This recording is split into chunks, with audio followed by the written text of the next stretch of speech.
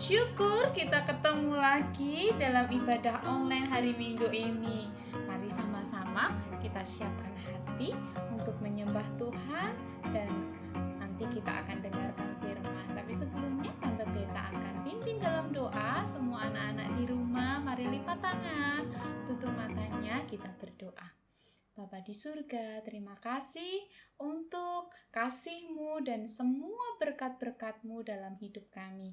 Saat ini kami mau siapkan hati untuk beribadah, memuji, memuliakan nama Tuhan. Tuhan pimpin kami dari awal sampai akhir. Di dalam nama Yesus kami sudah berdoa. Haleluya. Amin.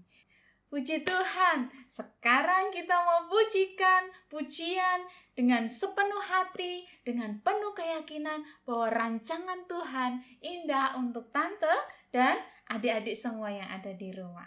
Rancangan-Mu indah.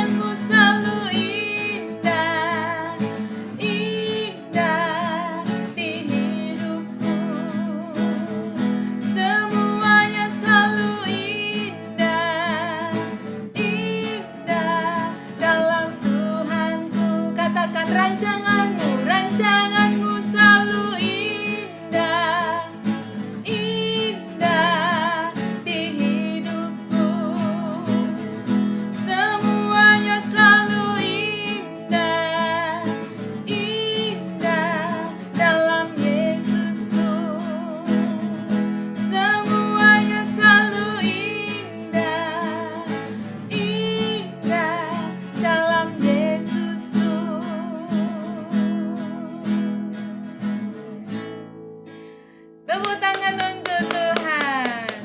Puji nama Tuhan. Kita bersyukur Tuhan punya rancangan yang sangat indah untuk kita semua. Sekarang saatnya kita dengarkan firman Tuhan. Tapi sebelumnya mari kita sama-sama pujikan. Ku mau cinta Yesus selamanya.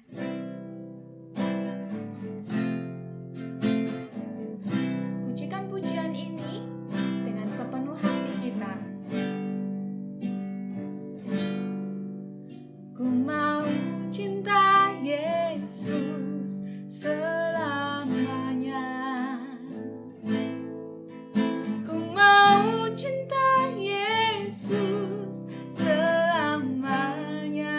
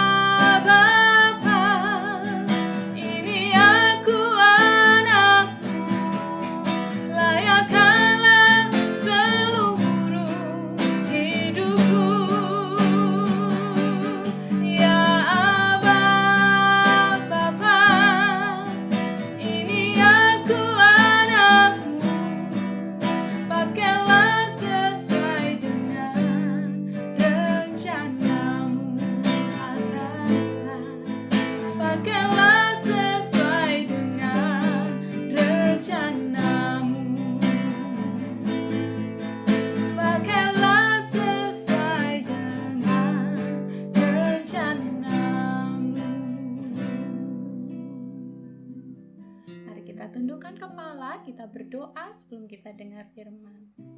Bapa di surga, kami bersyukur, kami sudah memuji-Mu, dan kami serahkan waktu ini, kami siap untuk dengarkan firman Tuhan. Tolong kami untuk kami mengerti, dan Roh Kudus memimpin kami, menolong kami untuk kami melakukan firman-Mu dengan setia. Dalam nama Yesus kami sudah berdoa. Haleluya. Amin. Ya, puji Tuhan. Sekarang saatnya kita dengarkan firman Tuhan. Semuanya siap ya? Oke, tapi sebelumnya Tante akan tanya dulu. Siapa masih ingat cerita minggu yang lalu? Tentang siapa ya? Tentang Yusuf. Yusuf dijual oleh kakak-kakaknya. Apa yang terjadi setelah itu ya? Ya, nanti adik-adik bisa baca kisahnya di Kejadian pasal 39. Tante tidak akan bacakan untuk adik-adik semuanya. Nanti adik-adik baca sendiri di rumah masing-masing. Ya, setelah dijual, apa yang terjadi pada Yusuf? Yusuf dibawa ke Mesir, dijual kepada salah satu pegawai di istana Firaun, Raja Mesir. Namanya Potifar. Nah, ketika tiba di rumah Potifar, adik-adik, Tuhan tidak meninggalkan Yusuf. Tuhan tetap menyertai Yusuf. Tuhan tetap memberkati Yusuf. Semua yang dilakukan Yusuf dibuat berhasil. Kemudian tuannya Potifar melihat itu. Dan Yusuf menjadi kesayangan Potifar. Potifar sayang kepada Yusuf. Kemudian Yusuf diberi tanggung jawab yang besar. Diberi kuasa untuk apa? Untuk mengurus semua urusan rumah Potifar. Jadi dia menjadi pemimpin di rumah Potifar, pemimpin para pegawai di rumahnya Potifar. Nah, Yusuf ini orang yang baik. Adik-adik semuanya, hatinya baik. Tingkah lakunya, sikapnya sopan sekali.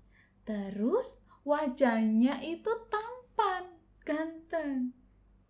Karena itu istrinya Potifar suka kepada Yusuf.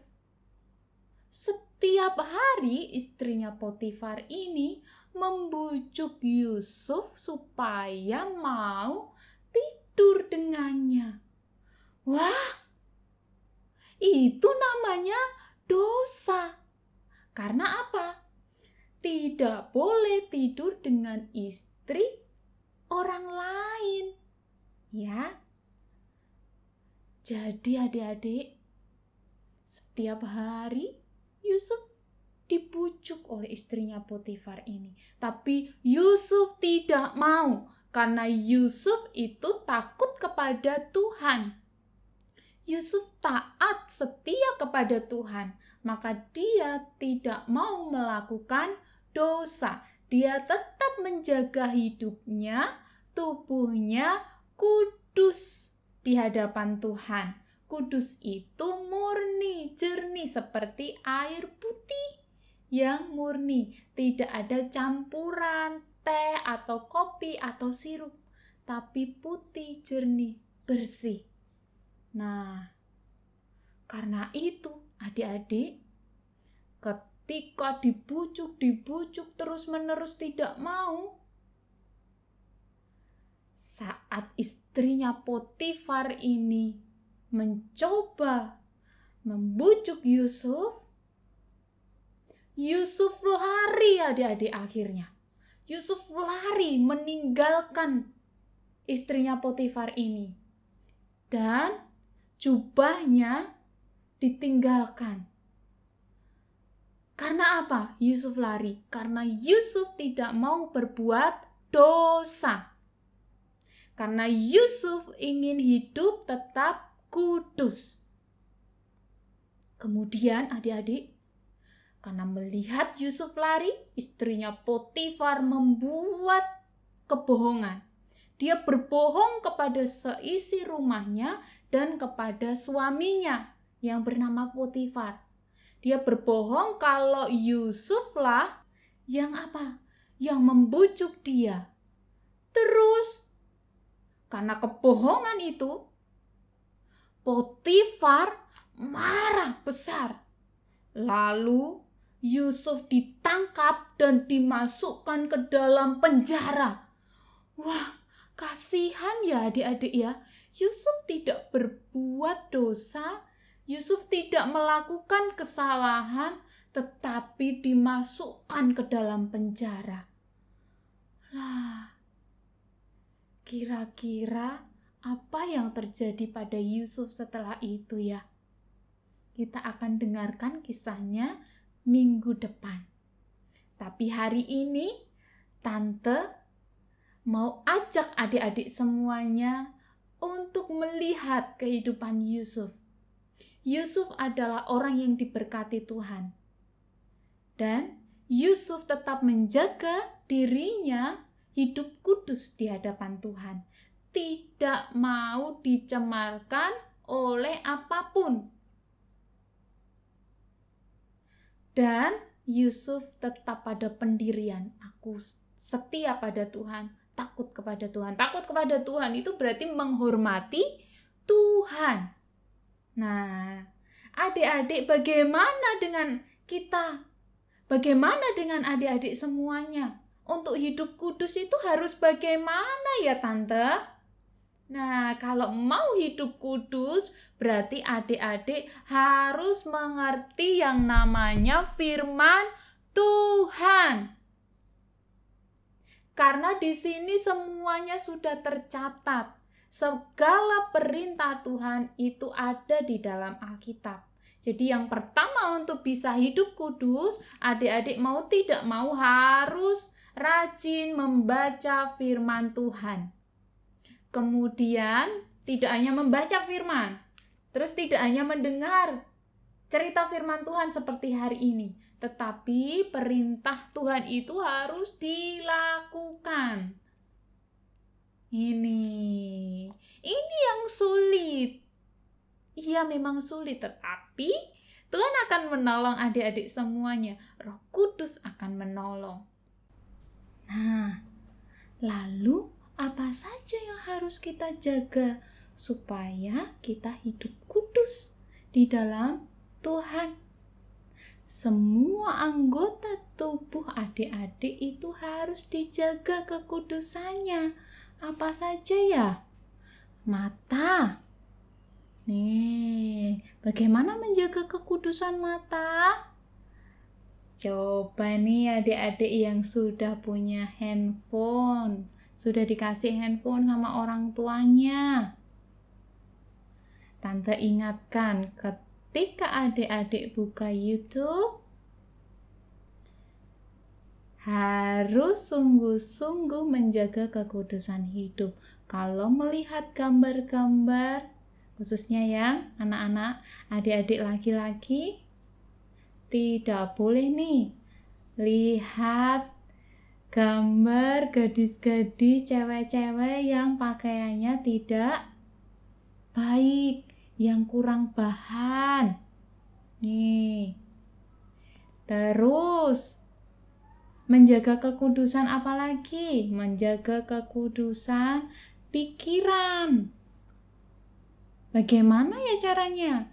Tidak boleh nih adik-adik berpikir yang jelek-jelek, yang negatif. Mikir negatif tentang orang lain. Oh, itu tidak boleh. Terus menjaga kekudusan apalagi? Mulut adik-adik. Jadi harus dijaga nih mulutnya supaya mengeluarkan kata-kata yang baik-baik saja, bukan yang jorok, yang jelek-jelek. Kalau manggil temennya, ya panggillah namanya. Bukan memanggil nama teman dengan nama hewan. Terus menjaga kekudusan apalagi? Tangan. Tuhan kasih tangan untuk apa? Tuhan kasih tangan untuk memuji Tuhan, untuk menolong orang lain, untuk melakukan yang baik. Bukan mukul teman, bukan mencuri barang milik orang lain. Tangan kita bukan untuk menyakiti orang lain, tetapi untuk menyayangi orang lain. Dan Tante ingatkan, baik itu adik-adik laki-laki maupun yang perempuan, sudah tahu belum anggota tubuh mana nih yang tidak boleh disentuh oleh orang lain? Apa saja ya? Mulut. Bibir kita ini tidak boleh disentuh oleh orang lain. Terus, dada. Alat kelamin adik-adik dan pantat tidak boleh disentuh oleh orang lain. Kalau ada yang ingin menyentuh, kalau dipaksa, harus segera lari atau teriak, minta tolong kepada siapapun, guru atau orang tua, dan harus segera cerita. Terus, adik-adik yang laki-laki, ingat baik-baik, apa saja tadi yang tidak boleh disentuh. Jadi adik-adik harus menghormati teman adik-adik yang perempuan. Tidak boleh menyentuh mulutnya, bibirnya, dada teman adik-adik yang perempuan, alat kelaminnya atau pantatnya. Tidak boleh. Ya, adik-adik laki-laki ingat baik-baik. Oke, itu namanya adik-adik menghormati Tuhan dengan cara menjaga kekudusan hidup. Kalau adik-adik bisa menjaga kekudusan hidup, berarti adik-adik memuliakan nama Tuhan. Siap melakukannya? Oke, siap ya. Dan orang tua yang ada di rumah, Bapak atau Ibu, saya mau ingatkan, coba cek, sering-sering cek handphone anak-anaknya. Seringlah kontrol handphone anak-anaknya, supaya Bapak dan Ibu bisa ngerti apa yang dilihat oleh anak-anaknya. Dan sering-seringlah ajak ngobrol, ajak bicara anak-anaknya, supaya tidak ada satupun yang disembunyikan dari Bapak dan Ibu. Apalagi sesuatu yang tidak baik, yang dosa. Ya, oke. Puji nama Tuhan. Tante Beta sudah selesai menyampaikan firman Tuhan hari ini. Sekarang saatnya kita mau berdoa mengakhiri ibadah kita di pagi ini. Mari kita berdoa. Bapa di surga, terima kasih untuk firman-Mu di pagi hari ini. Kami percaya Tuhan menolong kami melalui Roh Kudus yang ada di dalam kami untuk kami mengikuti teladan Yusuf, hidup dalam kekudusan di hadapan Tuhan. Terima kasih Tuhan, kami siap melakukannya dengan setia. Tuhan, berkati anak-anak-Mu, sekolahnya diberkati, masa depannya diberkati Tuhan, kesehatannya diberkati Tuhan. Yang saat ini sedang sakit, Tuhan jamah dengan bilur-bilur kuasa darah-Mu, Tuhan sudah menyembuhkannya. Dan yang saat ini anak-anak-Mu sedang sedih, sedang membutuhkan sesuatu, Tuhan yang akan menolong, menyediakan apapun yang sedang diperlukan oleh anak-anak-Mu. Kami juga berdoa saat ini untuk orang tua anak-anak-Mu, berkati pekerjaan mereka, Tuhan berkati segala usaha tangan mereka dibuat berhasil oleh Tuhan. Terima kasih Tuhan, kami sudah selesai beribadah dan kami mau ucapkan puji syukur untuk setiap anugerah-Mu dalam hidup kami. Di dalam nama Yesus kami sudah berdoa. Haleluya. Amin. Ya, sebelum kita akhiri ibadah kita, Tante ingatkan jangan lupa adik-adik berikan persembahan persepuluhan untuk Tuhan dan titipkan kepada guru atau kepada orang tua saudara yang datang ke gereja. Setiap bulan ya, kumpulkan seberapapun adik-adik dapat dari orang tua, dari engkong, emak. Ambil 10%-nya, masukkan celengan dulu nih. Kalau sudah terkumpul 1 bulan, adik-adik bawa persembahan itu kepada Tuhan di gereja. Ya, oke. Terus Tante selalu ingatkan kepada adik-adik semuanya, selalu jaga kesehatan. Terus jangan lupa nih rajin cuci tangan menggunakan sabun sebelum menyentuh wajah. Dan gunakan masker pada saat adik-adik berpergian dan tetap jaga jarak, jangan terlalu dekat dengan orang. Oke? Beri jarak 1 atau 2 meter. Oke? Tuhan Yesus memberkati kita semuanya. Sampai ketemu di ibadah online minggu depan. Selamat hari Minggu. Tuhan Yesus memberkati.